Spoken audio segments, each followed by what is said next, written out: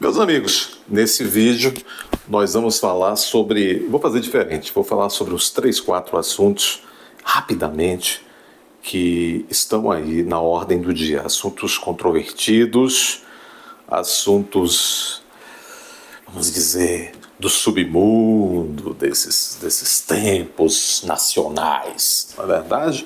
Bom, a primeira coisa é a seguinte: cadê os 6 gigabytes que a Folha de São Paulo e o Glenn Greenwald disseram que tinham? Cadê os 6 gigabytes que estavam lá com eles? Cadê, Folha? Volto, colocaram um rabinho entre as pernas, Folha de São Paulo e Glenn Greenwald. Talha ferro! Onde estão os 6 gigabytes? O Brasil não é para amadores, né? Acho que os 6 gigabytes virou assim uma lenda mais fluida do que a mula sem cabeça. Bom, vamos lá. Meus amigos, todos estamos acompanhando atônitos o vespeiro, que, ao que se está noticiando, foi este Ministério dos Direitos Humanos, dos Manes, que parece que não respeitava tanto as manas. São coisas acachapantes.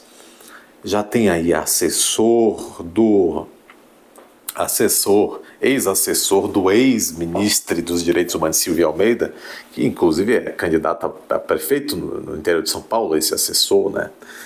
Eu contando como era o temperamento e as práticas do ministro.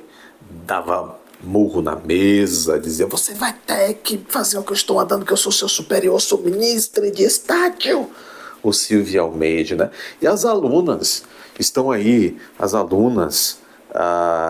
estão aí denunciando também, a cada dia uma outra surge o Silvio de Almeida, mas tem uma ex-aluna que é sua advogada aí, né? Também.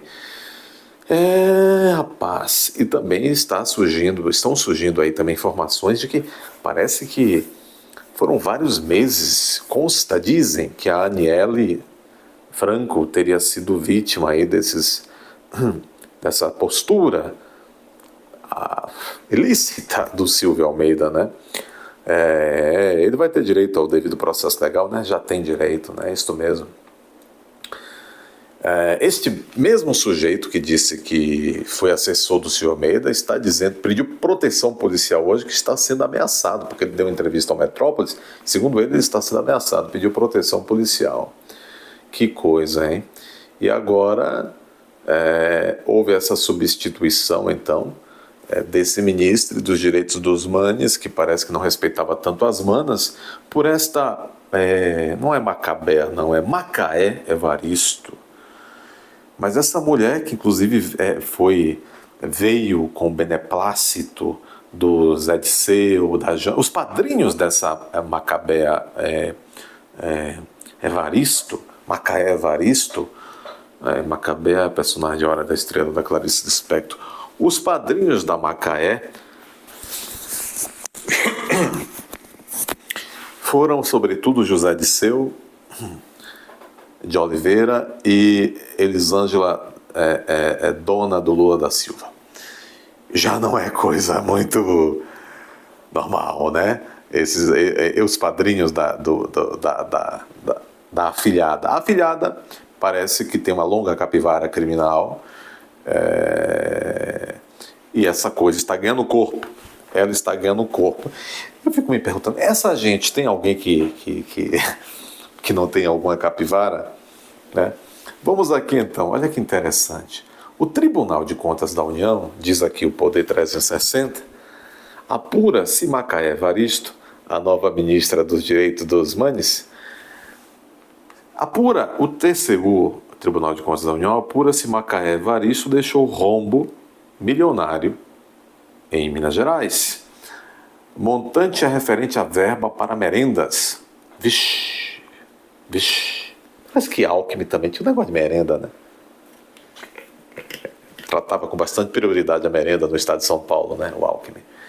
Ministra dos Direitos Humanos foi secretária de Educação de Minas Gerais em 2016.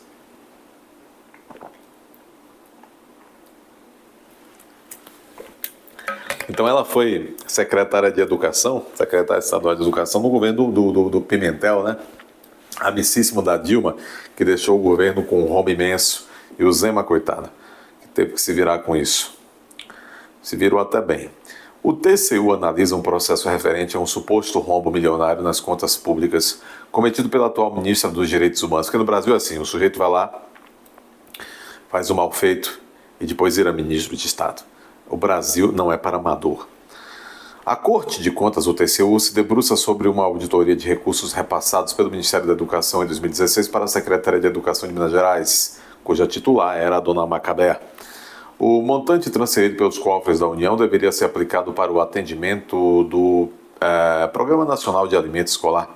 Segundo o portal de notícias UOL, o rombo que a ministra é suspeita de deixar aos cofres públicos é de cerca de, meus amigos, 177 milhões de reais.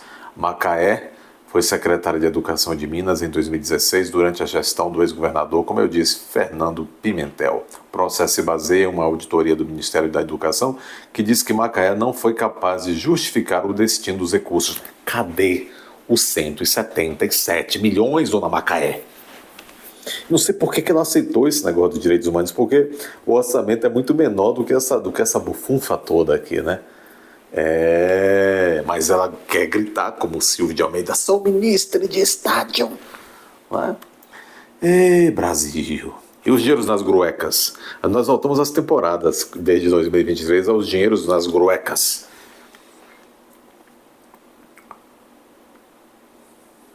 O relator é o ministro Jonathan de Jesus. Nesse tipo de processo, caso seja condenada pelo rombo das contas públicas, Macaé pode ser proibida de exercer cargos públicos, ser obrigada a devolver os recursos e será multada.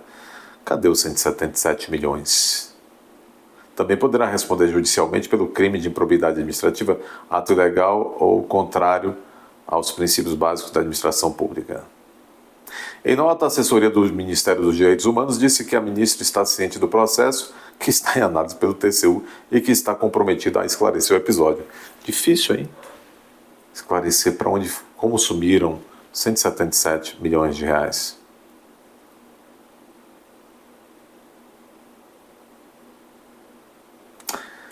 É afilhada do José Disseu e da Janja. O que dizer?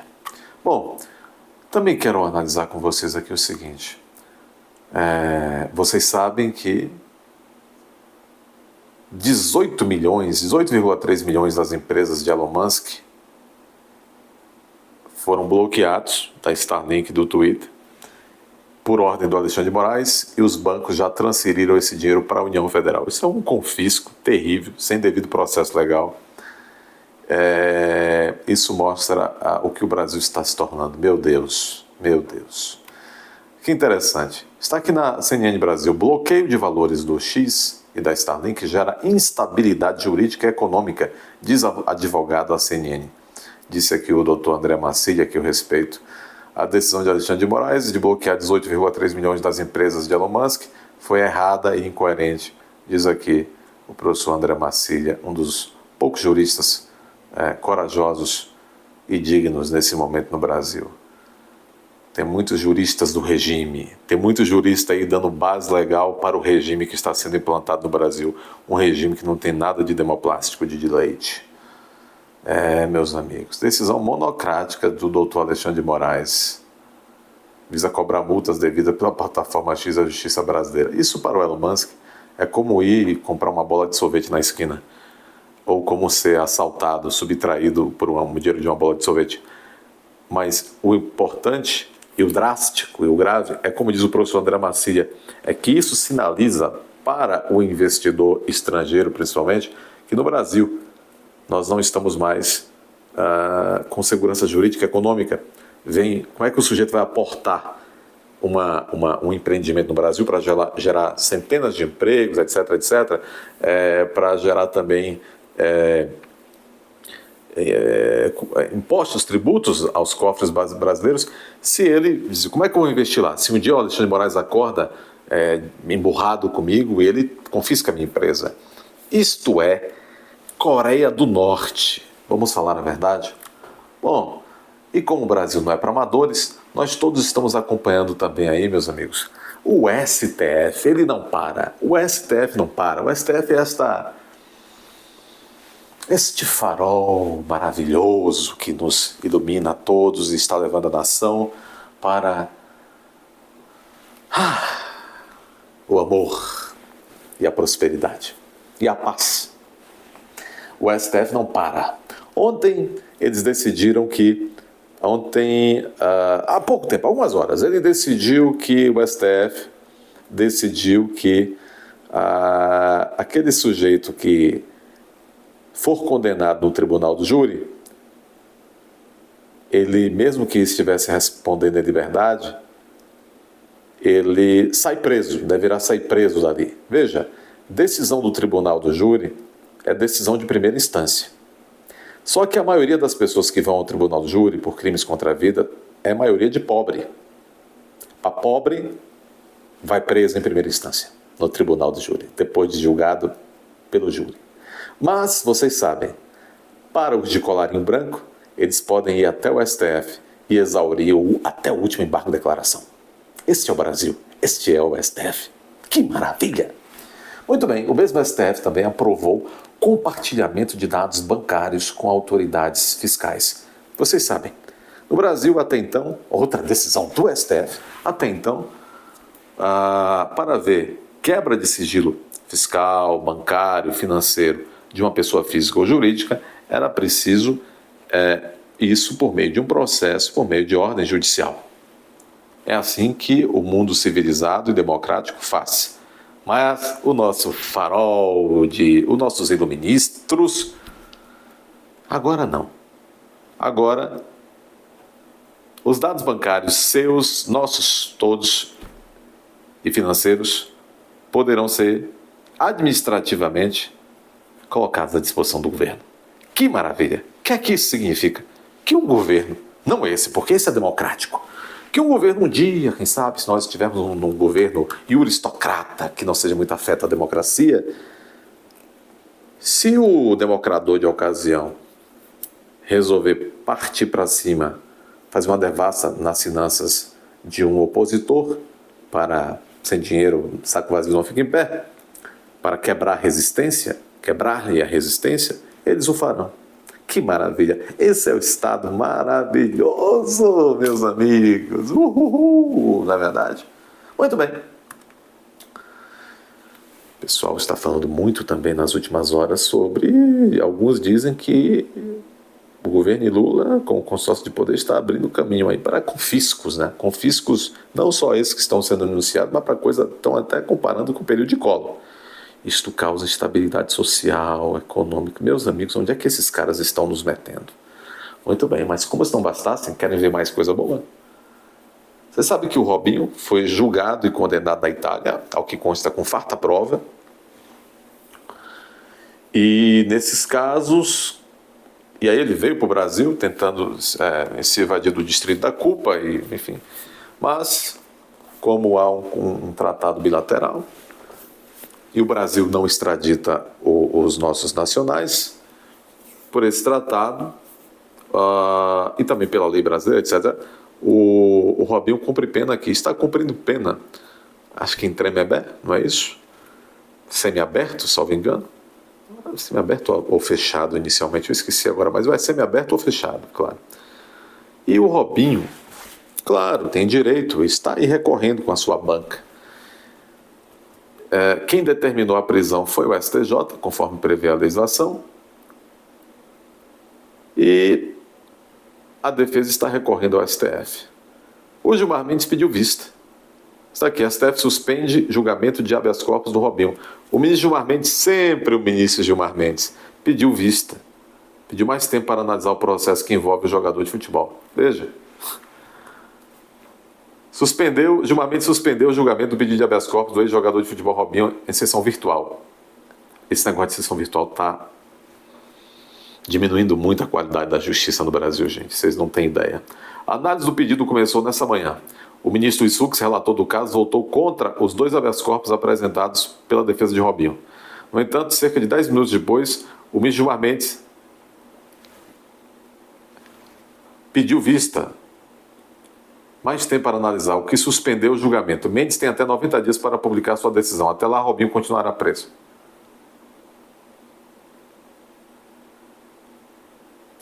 Robinho Pinto está preso desde 22 de março desse ano, cumprindo sentença de 9 anos por estupro coletivo cometido na Itália. Então está no fechado, no regime de cumprimento de pena fechado.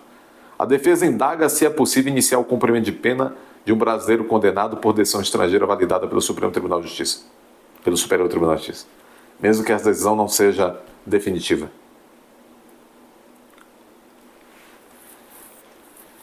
Os advogados argumentam ser necessário que a decisão homologatória da Justiça brasileira seja definitiva, não bastando apenas a decisão estrangeira ser final. E o ex-jogador de futebol está detido na penitenciária. Bem, a defesa está se apegando, é direito dela, é dever dela, está fazendo seu papel. Está se apegando a um detalhe formal para que ele não fique... Vejam, a culpa está formada. É uma situação muito difícil. Às vezes é caso realmente de se conversar com o cliente. E, enfim, não vou comentar o trabalho dos colegas. Cada caso e cada profissional conduz de uma forma, está tudo certo. Agora, sempre o Dr. Gilmar Mendes, né? Mera coincidência. Meus amigos, deixe aqui o seu comentário educado, compartilhe, deixe seu like, considere se inscrever como membro do canal, confira sempre se a sua inscrição está ativa. Aqui embaixo, no primeiro comentário fixado, uma chave Pix por meio da qual você pode cooperar com a manutenção material do canal. Até a próxima.